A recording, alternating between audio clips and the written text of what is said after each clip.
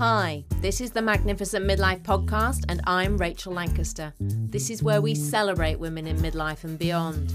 We challenge the status quo and bash those negative stereotypes about being an older woman. We're not over the hill at 40, 50, 60. We're just getting started. And the world needs us now more than ever. I'll be talking all things midlife, about issues that matter, and sharing fabulous stories of amazing women doing very cool stuff. Now is our time. Today I'm dipping into the podcast archives because there are so many gems in there and I just want to make sure you don't miss them. Today I'm talking to Julie Owen Moylan. Now, Julie has now written 2 books, but I interviewed her when her first book, That Green-Eyed Girl, was still in the production process. She didn't even have a book deal at that stage. She was trying to get one, and she's now working on book 3. But this is a wonderful, inspiring podcast about keeping going, believing in yourself and knowing that you can get there.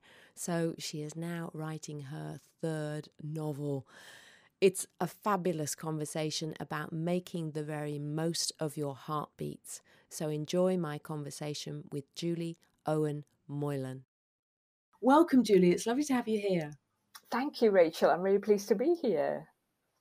So we met on Twitter, which is where I meet a lot of rather brilliant women, I have to say. And Julie, you describe yourself as a Twitter ranter and a Welsh feminist, don't you? On occasion, I have been known to have the odd Twitter rant. I think my lovely people who follow me, who I love to refer to as my tweethearts, will tell you that, yes, if something is annoying me, then I have been known to express that annoyance quite strongly at times. They're quite we like that. Yeah, they're quite used to it now. I think probably they just mute me until it's over and I go back to telling jokes or something, or writing or tweeting about books. I'm going to dig into that a little bit later on because you have a huge Twitter following and I wanted to dig into that. But first of all, I would love to know how do you come to be working on your first novel at, she whispered, nearly 60? Nearly 60, yes. I'm a very late developer, I think it would be fair to say. I always wanted to be a writer. From the time I was a tiny girl, I read Little Women. I think like most little girls, I fell in love with Jo. I wanted to write in a garret somewhere. And I was a very creative child. I belonged to the drama group and I wrote little stories. But I grew up in a kind of household and went to the kind of school where we didn't know anybody who was a writer. Writing wasn't a job. I think most of the books that I read were by writers who were dead. So I thought maybe that was a qualification for being a writer, that you might actually have to be dead.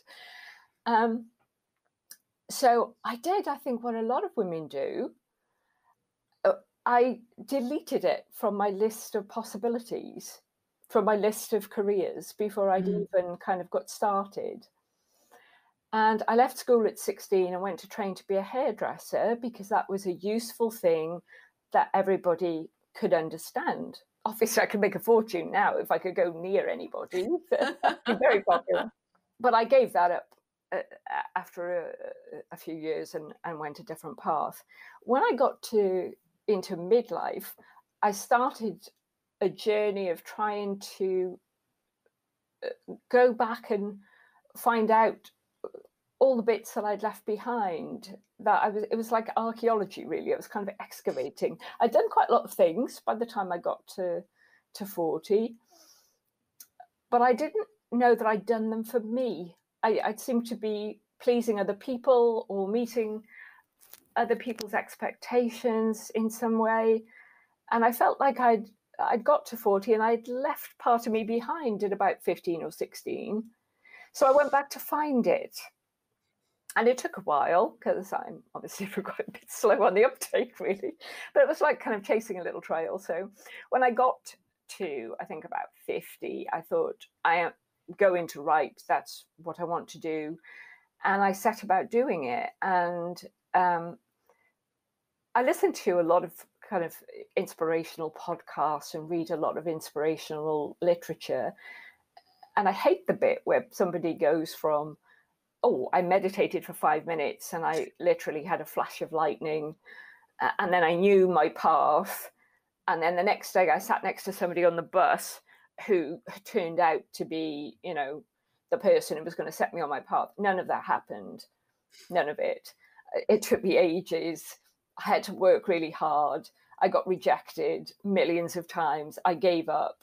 I drank enormous glasses of wine and cried quite a lot, because I think it's important for people to not miss that bit out, that there's a lot of work, there's a lot of heartbreak. Persistence is really important. And lots of times I sat down and went, this is really stupid. You're too old to do this. And, you know, why are you even thinking about this? And maybe you're like the writing equivalent of the people who go on X Factor and can't sing, and all their families are going, oh, but she's got a lovely voice.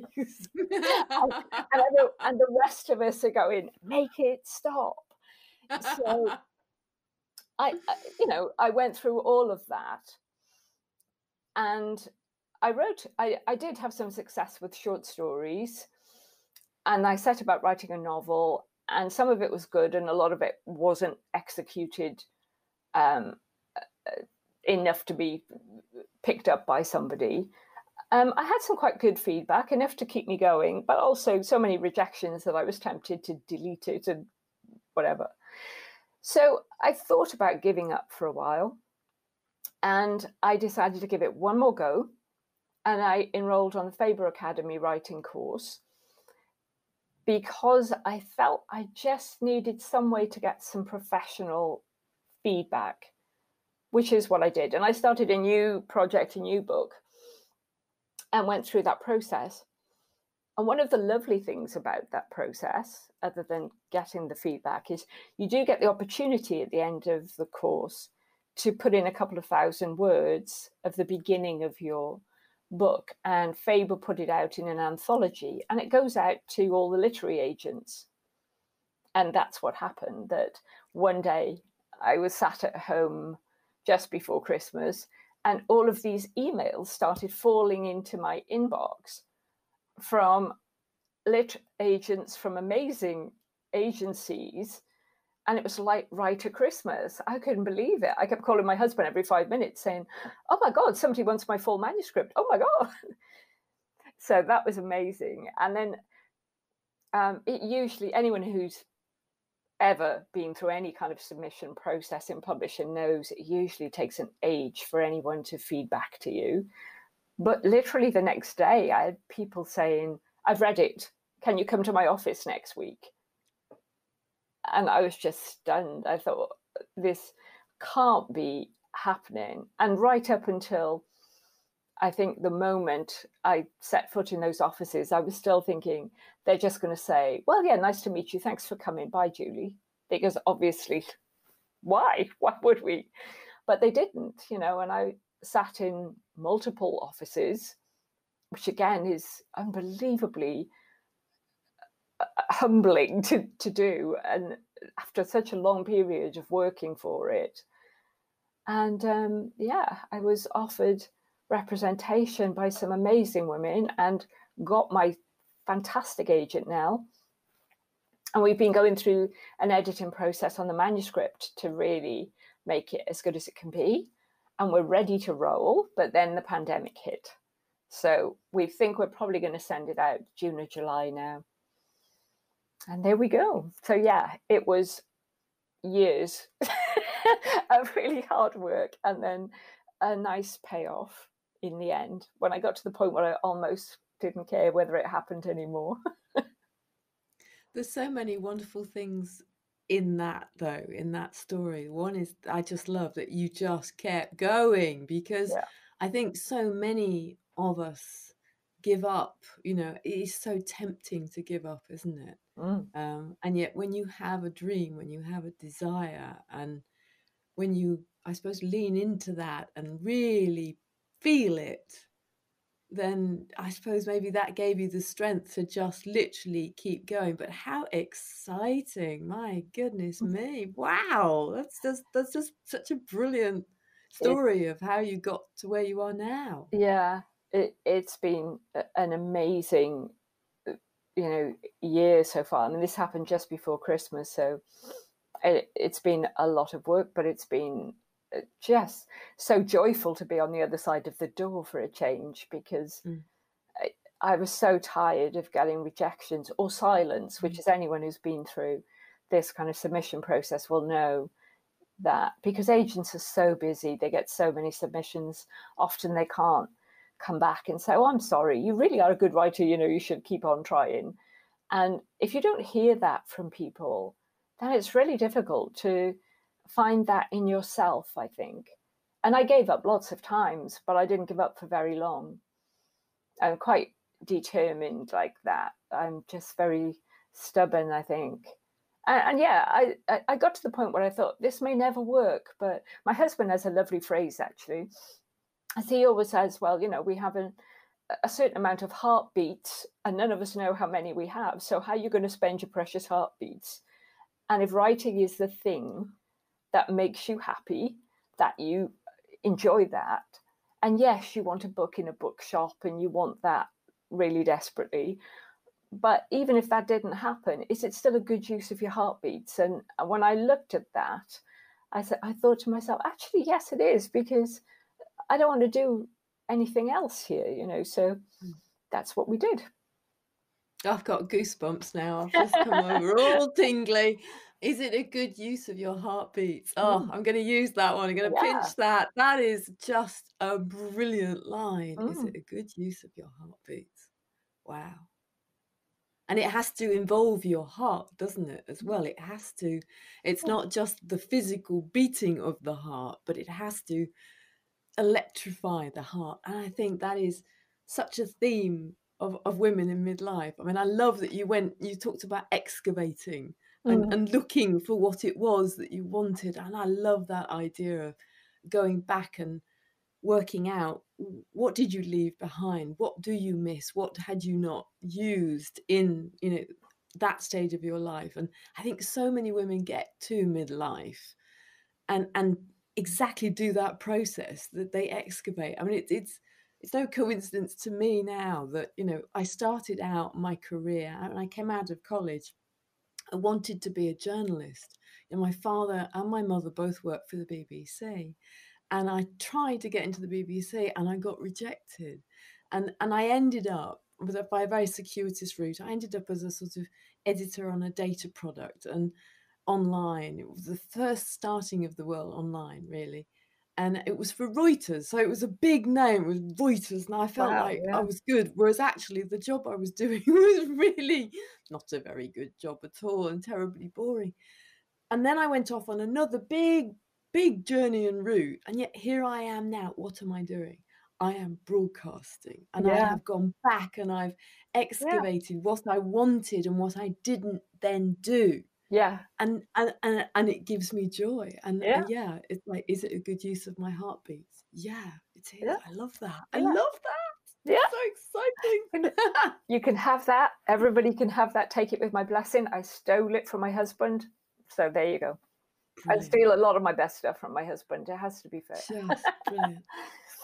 So when you were excavating, you talked about having done, a lot before 40. Yeah. So what were you doing? What were you excavating around in?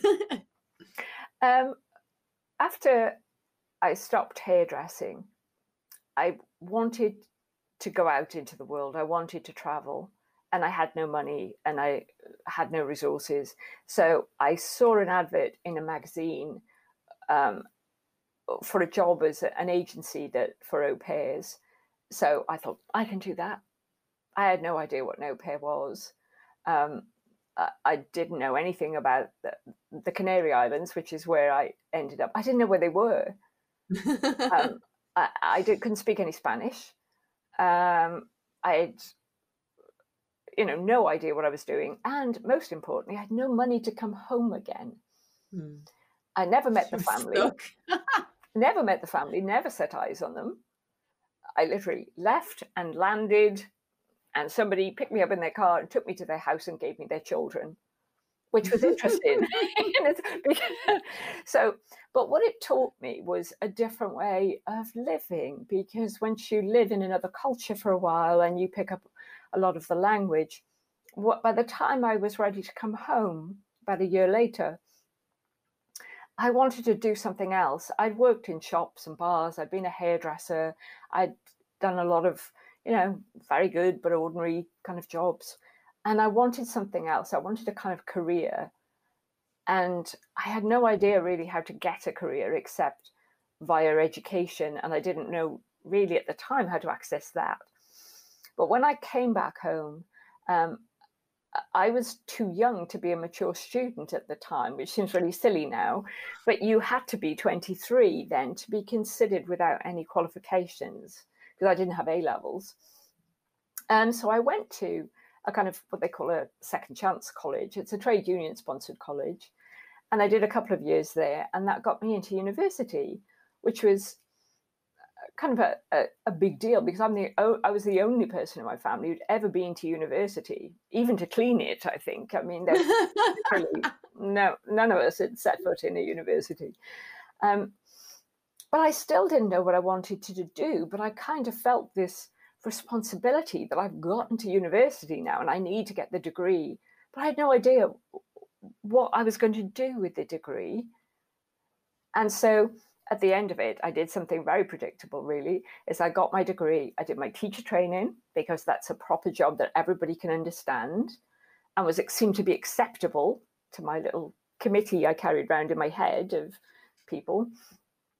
And I taught in further education for a number of years.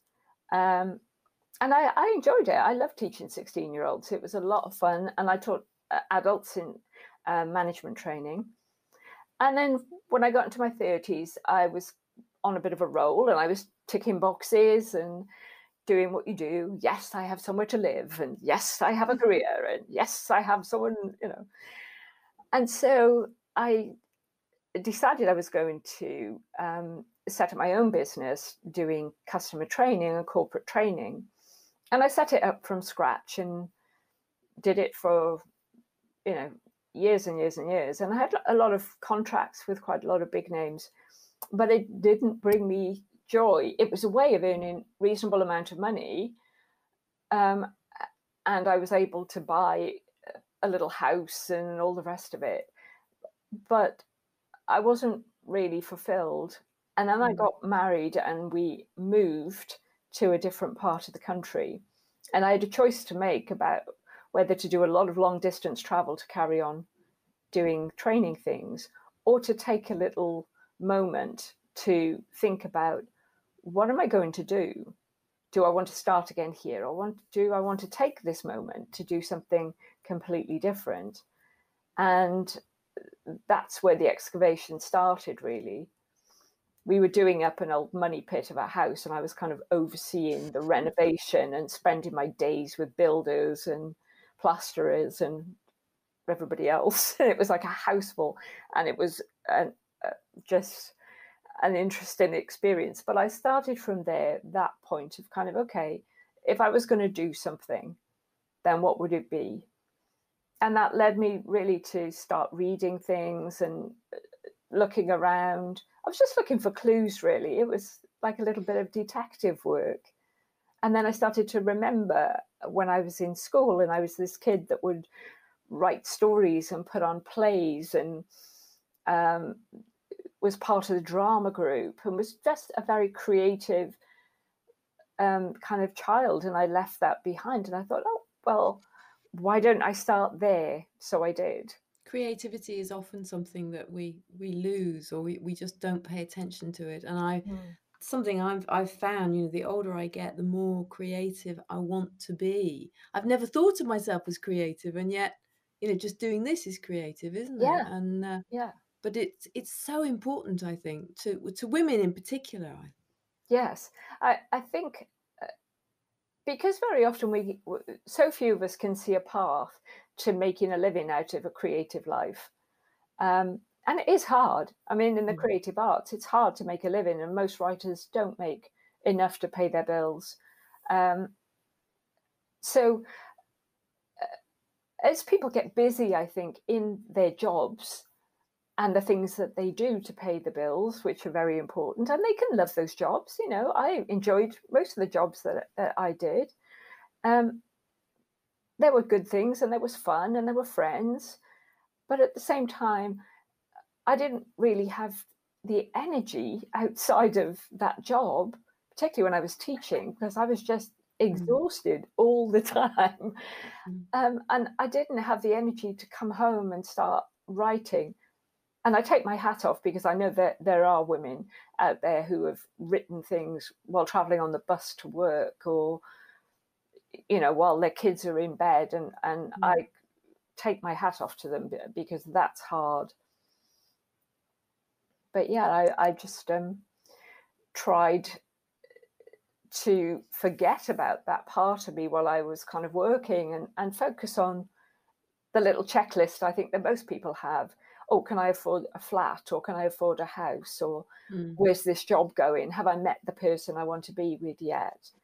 Can I afford a nice holiday, or shall I get my driving license? And all of those just really normal things that seem to take over everything else. But you have a book now. That's an amazing achievement. You have completed a book. It's incredible. I have completed a manuscript that will hopefully be a book, yes. Yeah. So can you tell us about it, or is it all top secret? No, I can tell you a little bit about it. No spoilers, obviously. And the working title at the moment is City of Broken Things. And that can change, obviously, because if it gets picked up by a publisher, as we seriously hope that it will, it's got a lot of editors interested in reading it so far, so that's great. And it's a story set in 2 time periods. It's in a very long, hot summer of 1975 in New York City. We have a 15-year-old, Ava, who has a mother who's going through a breakdown. And we have a father who's kind of partially moved out and is having an affair. And in the middle of this chaos, this mysterious kind of box arrives from Paris, full of somebody else's personal effects, and has journals and all kinds of things in there. And that unravels another narrative, which takes place in 1955, of a woman called Dovey Carmichael, who at the time was in a relationship with another woman at a time that it was illegal in New York. And so it goes back and forth between 1975 and Ava's story and her trying to unravel this mystery, and Dovey's story. So we find out what happened to them. And I'm really proud of it. I think it's lovely. And I hope that people will get to read it, and in vast numbers, and they enjoy it. And it, you know, uplifts people and makes them cry a bit, but in a really good way. All tears. Oh, it sounds wonderful. How did you come up with the idea for it? It just came to me. I started with an idea of a scenario that I'd had in my notebook for a little while, which is just, what would it be like if this young girl had this mother who wasn't very well, and what would that relationship be like? But what I do with my writing is I try to have a kind of outline, but really I like to get to know the characters. And I really kind of peel off layers and layers and layers of those characters until I feel like I can really know them and I really inhabit them. And so when I started writing, the characters just did something that I wasn't expecting. And then from there, I worked out the plot to go with it. I was going to ask you that, actually, because writers talk about the characters writing it themselves, that they kind of take over. Was it something a bit like that? Did they lead you? I think yes, they do. I think there are all kinds of different writers, and everyone will have their own process. I think some people are very plot focused, and they love to get their outline and their plot, and the characters just kind of fit in because they just need woman A to do this stuff. And then I think there are other writers that are very character led, and they really, once they breathe life into that person is going to live their life, and you just kind of follow them. And yeah, it's kind of a bit of a magical process in that when it goes well, on the days where it flows, then it is a really magical process. And on the days where you're sat there sighing and staring at your blank screen and going, oh, why does anyone want to do this job? This is stupid. This is torture. But then you get an idea. And I find that if I turn up, eventually some little muse will sit on my shoulder and whisper to me that, oh, what about this? And then off you go. And do you have any kind of process to allow that muse to get there? What do you do if you're like stuck, or do you have a way of starting to write each day? Do you have any sort of rituals and things? I don't have any kind of magical Zen rituals to writing. I used to be quite fussy about it because I used to need kind of quiet. And I'm less fussy about that now, really. I think if you start off with a ritual, if you can't do your ritual, then it inhibits you from writing. I do have a useful belief, and I've always had a useful belief. And my belief was always, somewhere out there in the ether, this book already exists. So I just have to transmit it. And that takes the pressure off me, because I don't have to feel like I'm making it up. I can feel that it's already there. If I'm quiet and I pay attention, this book's gonna get written. And I'm in the middle of that process at the moment because I'm working on book 2. Oh. So it's been interesting to start this process again. And it's a stuttering process, but it doesn't worry me now because I've done it before. So I go, yeah, that's okay. That idea is not really panning out. Oh, that idea feels juicy. And then you go from there. And then I start researching maybe what time period I want to play with, because you sit with a book for a long time. It's like dating somebody for a very long time. And and if you have an idea, I think you sit there on a first date with your idea, and you think, do I want to be with this idea for probably about the next year or so? And it needs to feel really juicy. It needs to feel like, yeah, there's loads of possibilities and turns you could take. Because if it feels just dry and lifeless at the beginning and you're struggling, then maybe it's not going to work. So I don't have any magical rituals, but I do turn up. That's my magical ritual. That sounds like a pretty magical ritual. They say, don't they, to write, you've got to write. You've got to literally turn up and write, however rubbish it is. If you don't, you won't write. Yeah, you do have to turn up. Not every day is a writing day. Some days are thinking days, and some days I like to distract my writing brain, because my writing brain is really clever. The rest of my brain maybe not so great. But my writing brain is very clever if I don't interrupt it. So I can go off and bake something or tweet or watch Netflix and say, right, have you got it yet? No, you don't have it yet. Okay, right. And so it's like waiting for something to come to fruition. But I do always turn up. I do always turn up and go and check in with are we ready to roll yet? What about this character? What would we call her? And then I look up names, and then I think, oh, that's an interesting period. What songs were popular in that period? And then I'm trying to get myself in the mood and give myself those kind of ideas of that, put myself in that period, and then give that character life and possibilities. And then we get some plotting going on, and we get to all the juicy stuff. And then we have to edit it forever then. Have you read Elizabeth Gilbert's Big Magic? Yes, I love Elizabeth she talks about that notion of the story existing out there Yes. somewhere and it coming to you, isn't it? Yes. I thought Yes. that was really interesting. Yeah, I think a lot of us love to have beliefs in anything that will take the pressure off us. Because if I have to sit down and think, oh, I'm going to make up an imaginary world and imaginary people and a plot, and I have to write it in such a way that people will want to read it and will want to turn the pages and won't then just go, oh, well, I could have done better than that and give it 1 star on Amazon, which is like every writer's nightmare. It's like, or even worse, give it 1 star because it didn't arrive on time, which again is every writer's worst nightmare. It's like, oh my goodness. If you're listening to this, don't ever do that. That causes writers to cry a lot. Unless you're going to supply wine with your 1 star, please. But lots of wine. Lots of wine. We're a sensitive bunch of people. Oh yeah. Oh my goodness. So let's talk a little bit about Twitter, because you do have an enormous following. How did this come about?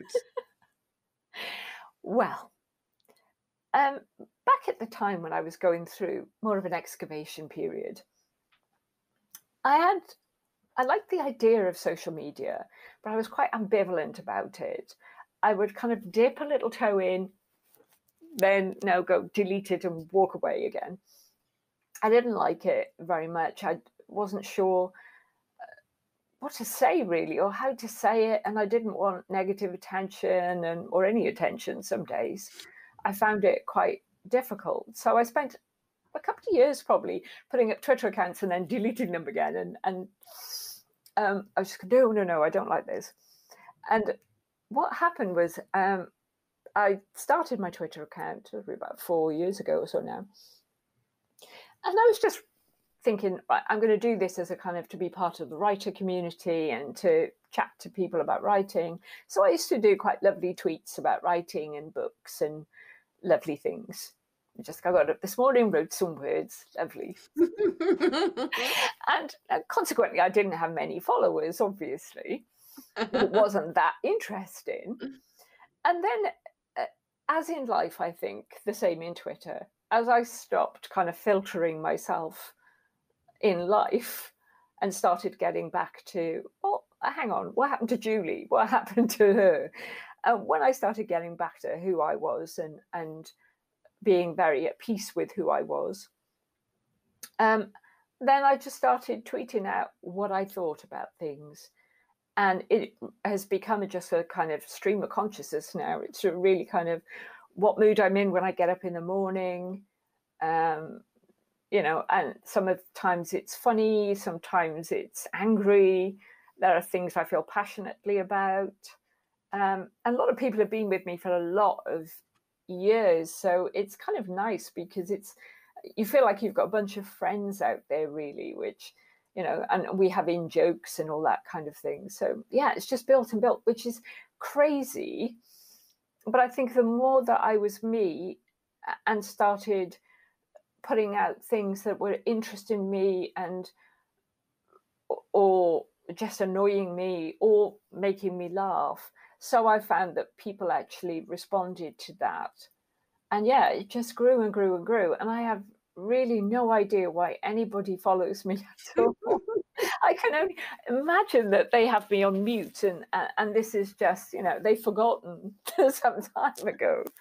But yeah, I have no idea. But I am delighted that they do and that they seem to enjoy the rambling content of my head some days.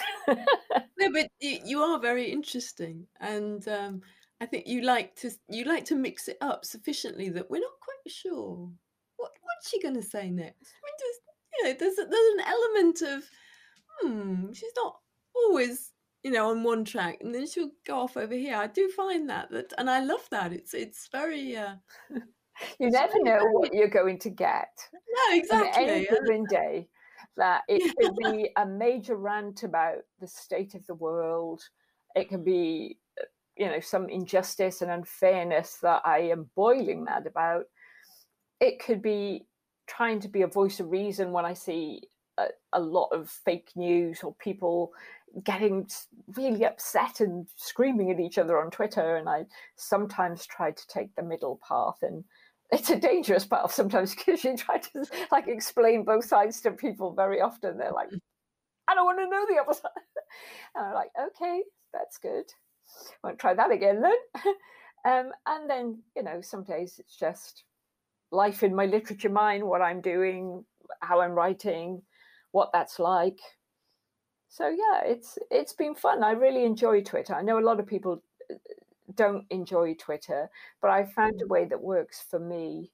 That means that I don't have all of the kind of bad side of Twitter. I have a very long block list too, I have to say. I don't. Do you? Yeah. I was going to ask about that. Yeah, because it can be a nasty place, can't it? So how do you deal with it? You just block them. Yeah, basically. I see a lot of other women who have great difficulties on Twitter, and I have enormous sympathy for that, because there are some odd people out there, or people that just like to try and hurt and wound. I'm a big fan of Maya Angelou, and she used to have a lovely phrase, which she would not tolerate in other people, is what she called little murders, which is people, as she would say, who don't have the courage to actually murder you, but they want to do it with their words. They want to snipe at you or hurt you and belittle you in such a way that they really don't like you. And so I just thought, well, then there is no point in life or Twitter having those people around you, because what is the point if somebody doesn't like you? So yeah, I like to debate with people, and I have people who feel very passionately about the other side of things, or a different political persuasions to me, or have different views on all kinds of things. And we have mostly very respectful, passionate debates. But yeah, if people are rude to me, then I don't amplify that. I see sometimes women amplify it because they tweet it out, the abuse. And I don't amplify it. I block straight away. Occasionally I give them a few choice swear words first and then block them. But yeah, I respond to it. I go back hard, because I won't allow anyone. I'm nobody's punch bag in life, nor on Twitter. And so, and that's worked for me, I think, by blocking a lot of people who don't actually really want to engage with you. Sometimes because, I can be compassionate about it. I see that, so a lot of the time people are stressed, or they're working out pain in their own life and wounds in their own life that they haven't dealt with, and they need to lash out. And Twitter's a good forum for lashing out. You can be anonymous. But yeah, not me, thanks. And I don't allow people to message me unless I'm following them. So I don't allow people to just send me pictures of their genitals and stuff, without permission. No, I mean, I don't want them. Don't tell me. No. But generally, I have to say that I have a lovely Twitter community, and hopefully if they listen to this, I will say, hello, tweetards. I think you're all lovely and smashing and very smart, clever people. But they do inform me and entertain me. They make me laugh every day. And it's just a little bit of company. I think writing's a very solitary thing. And in this world of lockdown, we all need to reach a handout across the internet, I think, sometimes, and just say, yeah, I'm here, are you okay? And we do that too. So that's nice. And I think if social media can be great if you can get the right crowd, and you have to, sometimes you have to block a lot of people to get a good experience, but you can get one. Well, I think you've proved that, because I think a lot of women are, they'd rather go to Instagram, which has a sort of a friendlier feel to it than Twitter. I know, occasionally I've got into trouble on Twitter, and when I express an opinion, and people crawl out from nasty little corners. They do. Yeah. They And do. as you say, they just want to attack, and there's that great, psychology adage, it always says much more about them than it does about you. Sure. But I think it's great that you've managed to find a way that, as you say, works for you. Yeah. And you're very straight down the line with what you say, you don't mince your words, I but don't. somehow you do it in a way that people respond to well rather than respond to aggressively. And I think I need to take lessons from you because I was trying to do that, but I didn't manage it. Yeah, it's I am a very straight talker on Twitter Mm. and in life. I've learned to do that as I've got older. I was not very good at it when I was a young woman. I was too smiley and too accommodating and too people pleasing. I Aren't was we al- all? I was always opinionated. Well, all women are opinionated. It's just most of them don't give their opinions in public. They give their Mm. opinions behind closed doors all the time. Women never stop telling each other what their opinions are. We love to do that. We've done it. We've always done it. But putting your opinion out there in the world for everybody to knock down, I think, is something that everybody has to work at. And it took me a while to be comfortable with it. And I've tried to find a way to speak my truth without telling other people that that's the truth they have to believe. I offer my truth to you. I don't say to Yes. you, well, you have to take my truth. And if it depends what that truth is, because I do have zero tolerance of racists or anything like that. I will not even have that debate. There is nothing to discuss.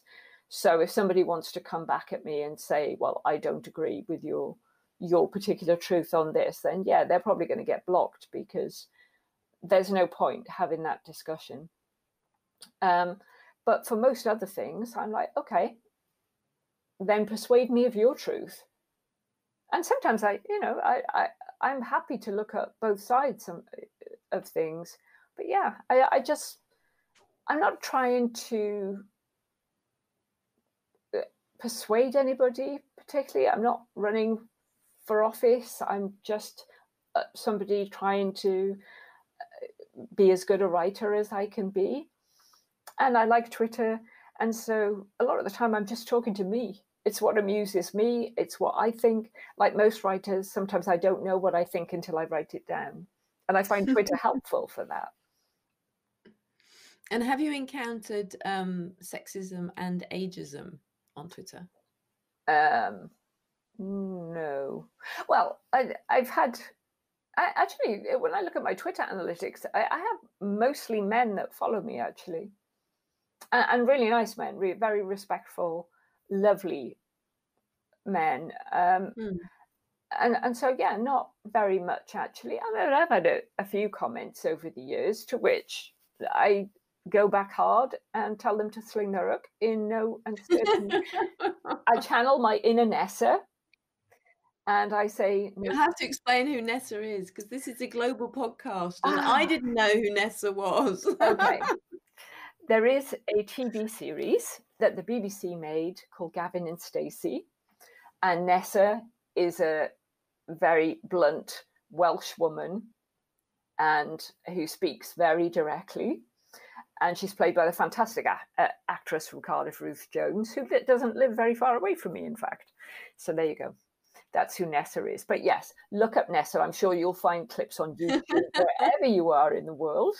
Yes, I think she's been giving some coronavirus advice, hasn't she? Yes, she did do a coronavirus advice thing, yeah. So yeah, she's very funny, and Ruth's very great writer and a really good comedy writer. So yes, I do occasionally channel my inner Nessa and tell people to go away. But I really do get, maybe I just give off that vibe of don't mess with me, because I get very little in the way of abuse or stuff like that. Very, very little indeed. I hope I give off that vibe because it's completely deliberate. I don't want to be messed with. So I try to give off that vibe in life too, which is like, really, I'm too old for this drama. Don't bring me a drama. Don't want it. I'm not interested. Don't want to fight with you for fun. you know. But I think that's actually what's so powerful. And one of the reasons I wanted to have you on the podcast is because you are an older woman who's got a very strong voice and who manages to have that voice on a very public platform without actually, you know, you're able to do it, and you're able to do it consistently, and you're not shy and retiring, and it's fantastic. I think that's really, really powerful that you can do that. And you've got some very strong views on aging and women, haven't you? Yeah. And you've wrote a lovely piece recently. I'd love to just hear a little bit about your views on women and aging. Well, I was on Twitter and I'd started seeing a lot of posts coming across my feed from younger women saying, oh my God, please tell me, you know, if I don't get my book published by the time I'm 30, I'll be okay. Or, oh my God, please tell me there's life after 40.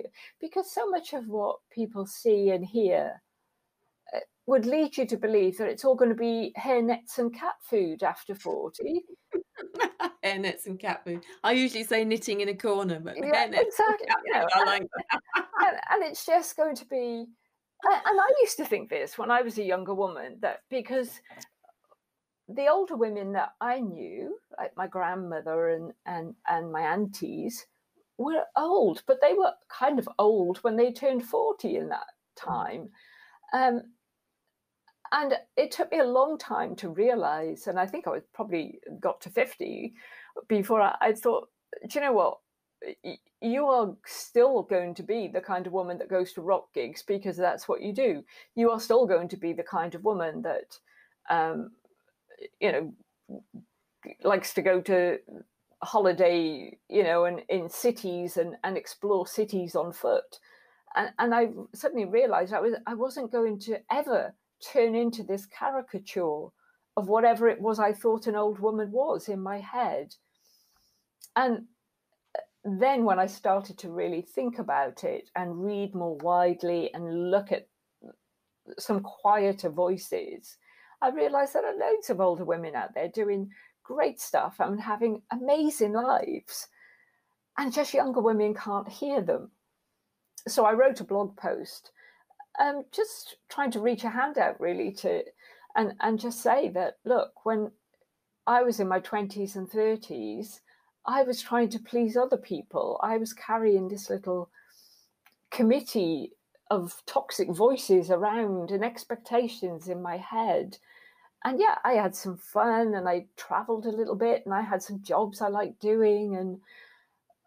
But I wasn't me, really. I wasn't doing it for me. I wasn't fully me. I was always me, but I wasn't fully authentically me. I wasn't a woman who would stand in a room and say, yeah, well, this is who I am. And if you don't like that, then that's okay. And really, that's okay. Not, well, you can go then. Really, that's okay. I'm not for everybody. If I was for everybody, that would make me a very bland kind of a woman. And everybody likes to be liked. Of course we do. We all want that.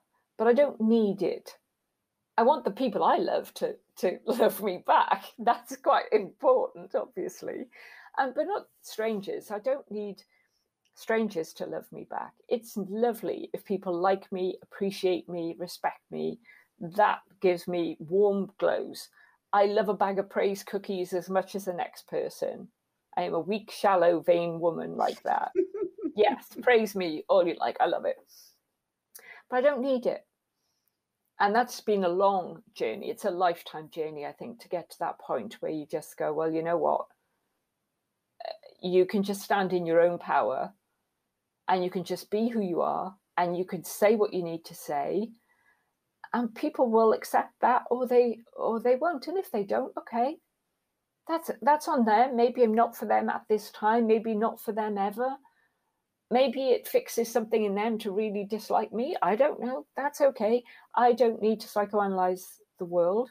So when I wrote this piece talking about my committee and how when I got to 40, I sacked my committee and threw them out and just thought, you know, who was it that thought teaching was a was a great job. I mean, teaching is a great job if you love teaching. And I did like a lot of it, and it ticked a lot of boxes for me. Otherwise, I would never have done it. But it wasn't my dream. That wasn't my dream. I was fulfilling somebody else's dream. And not consciously. Nobody ever consciously said to me, this is what you have to do, Julie, to be accepted. But I understood. I think with women, we get undermined in very subtle ways, that we intuit a lot of things that we're not allowed to do or not allowed to say, or there will be consequences to those things. So I had to throw a lot of that away when I got to 40, I think, and start thinking seriously about, well, okay, I can see why you got that and you invited that committee member to take a chair, but maybe you should now invite them to leave and get somebody more useful instead. And that's essentially what I did. And it's not easy. It's a hard thing to do, to start to unravel those things that you've probably had since you were a kid, or messages you picked up from teachers in school, and people told you couldn't sing, or people told you weren't very good at this, or somebody laughed at you trying something. But it's amazing how many people are handicapped by that, I think, their entire adult life, that they don't even want to go back and excavate because it's quite a painful, embarrassing memory of it. So yeah, there was a bit of work to do, but I wrote the blog to kind of say that this stuff is fine. It gets better. Not only is there life after 40, but I am happier now in my 50s than I have ever been. And I'm more authentically me now in my 50s than I've ever been. And I am about to send my manuscript out on submission to publishers. And there's interest here and in the States in reading that, which is just amazing to me. And I have the most wonderful agent. I'm working on book 2. You know, I've done lots of other things, and I've made some films, and I've, won some awards for them. And I did all of that after 40. And as a 50th birthday present, I got the Trans-Siberian train from Moscow to Beijing. And we went to Russian classes for a bit and did some Russian. And then we got the train from Moscow to Beijing, and it was a great adventure. And so there's been, a lot of trying and failing. And of course, there's been heartbreak. Of course, things are sometimes hurt and they're disappointing. And yeah, I mean, just like anybody else, I'll sit down and have somebody on my Twitter yesterday described as a power cry. And I love that phrase, and I'm pinching it. So yeah, I will sit down and I will have a big power cry. But then I carry on down my path and go, well, I can't give up, because I can't give up being who I am.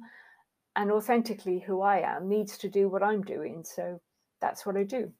So my blog post was a bit of a hand across to say to younger women, oh, for goodness sake, I'm going to be 60 years old in a couple of months. And it's all right. Not only is it all right, it's fab. I can't be 25 anymore. I can't have 25-year-old skin. I can't have 25-year-old body. I can't be 25.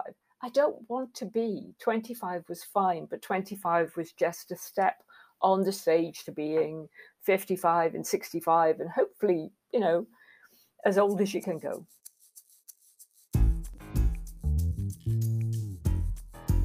Thanks for listening to this episode of the Magnificent Midlife podcast.